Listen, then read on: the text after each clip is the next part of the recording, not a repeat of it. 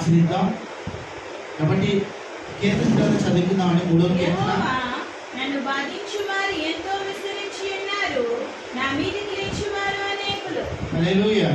ప్రార్థన చేస్తున్నాను. ప్రభువానికి స్తోత్రం. మనం పైన చదివితే అబ్షాలోమును తన కుమారుని ఎదుటి నుండి పారిపోయినప్పుడు దావీదు రచించిన, దావీదు రాజుగా ఉన్నాడు.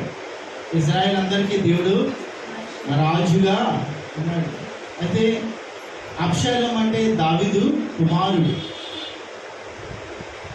అయితే ఈ అబ్షాలోము నుంచి దావీదు రాజ్యం నుంచి పారిపోతా ఉన్నాడు. ఏంటి, దావీదు రాజుగా ఉన్నాడంట కదా, రాజుగా ఉండి రాజ్యం నుంచి పారిపోవడం ఏంటి? ఎవరు తను తరుముతున్నారని చూస్తుంటే తన సొంత కుమారుడైన అబ్షాలోమే తన్ని తరుముతా అన్నాడు. దేనికోసం అంటే రాజ్య కోసం, అధికారం కోసం, రాజ్య సింహాసనం కోసం తన తండ్రిని చంపాలని తరుముతా ఉన్నాడు. ఎవరు? అబ్షాలోము.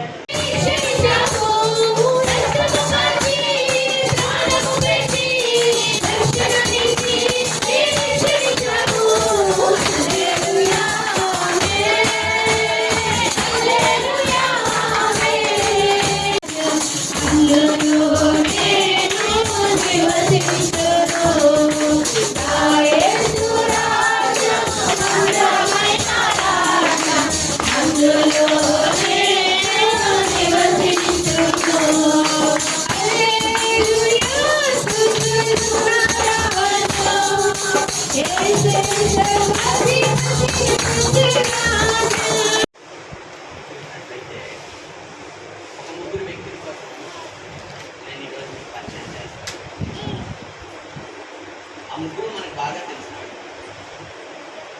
మన ఇంట్లో ఉంటారు, మన ఇంటి పక్కన ఉంటారు, మన వీధిలో ఉంటారు. అలాంటి దైవికంలోకి ఉన్న ఆ స్వభావాలు కలిగిన వారు వాళ్ళలో ఎప్పుడు కూడా ఉంటూ ఉంటారు.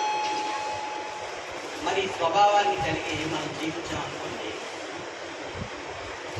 ఆయన శరీరాన్ని కానీ, ఆయన శరీరానికి సాదృశ్యంగా ఉన్న వ్యక్తిని కానీ, ఆయన రక్తాన్ని కానీ, ఆయన రక్తానికి సాదృశ్యంగా ఉన్న ద్రాక్షారసం కానీ ఎవరు తీసుకున్నారంటే వాళ్ళకి పట్టిన గతే మనకి పట్టాలి. అర్థమైందండి? చూపి ఎన్నాళ్ళు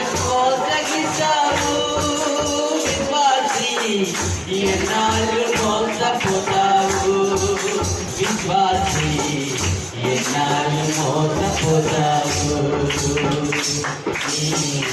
ఎన్నాళ్ళు మోసగిస్తావు.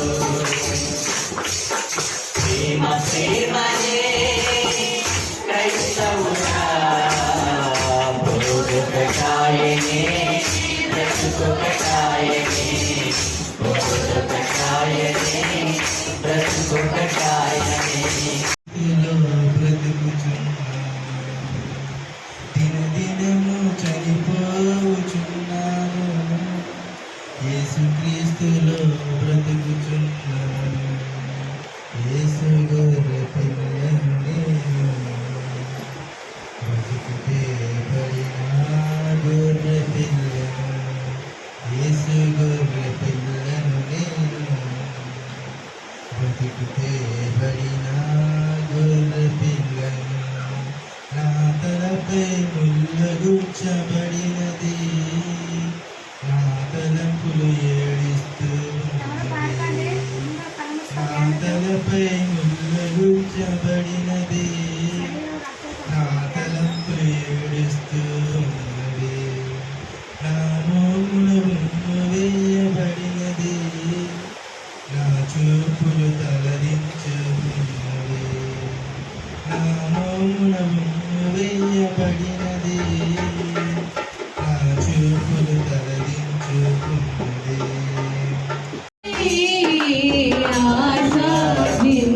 ఆశీర్వదించాలని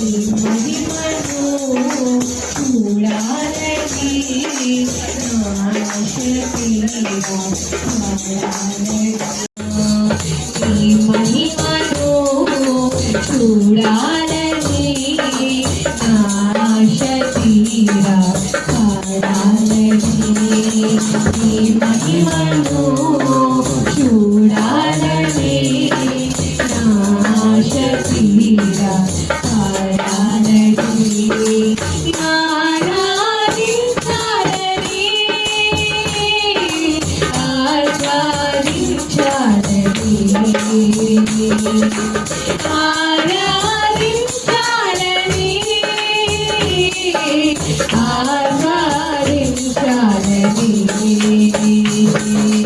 దూతలతో కలిసి దేవాకులలో నిలచి దూతలతో కలిసి దేవాకులలో నిలచి